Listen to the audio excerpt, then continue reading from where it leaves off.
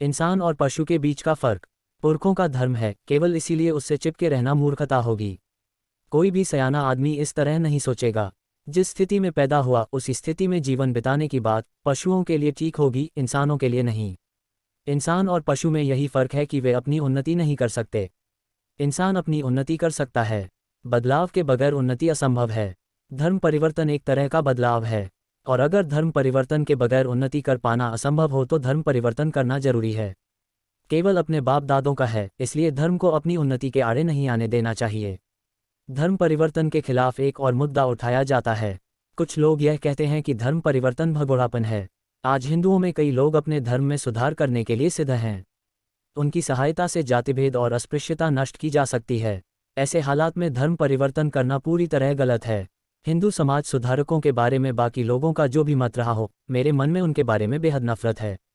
मैं उन्हें अच्छी तरह जानता हूं और इन अधकचरे लोगों से मैं बिल्कुल ऊब चुका हूं।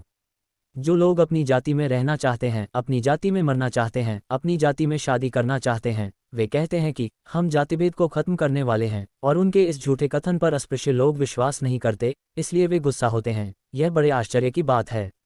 इन लोगों की भोंडी बातों सुनता हूं तो अमेरिका में निग्रो लोगों को मुक्त करने के लिए जिन गोरे अमेरिकन लोगों ने कोशिश की थी, उनकी मुझे याद आती है। किसी जमाने में अमेरिका के निग्रो लोगों की हालत भारत के अस्पृश्य लोगों की तरह ही थी।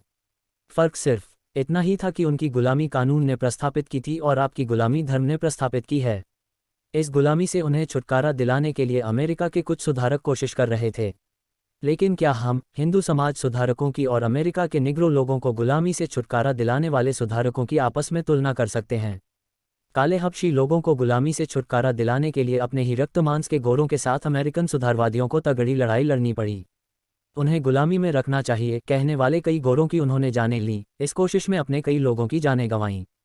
उन प्रसंगों के वर्णन जब इतिहास में पढ़ते हैं और हमारे समाज सुधारकों के चित्र आंखों के सामने लाते हैं, तब कहना पड़ता है, कहाँ राजा भोज और कहाँ गंगू तेली।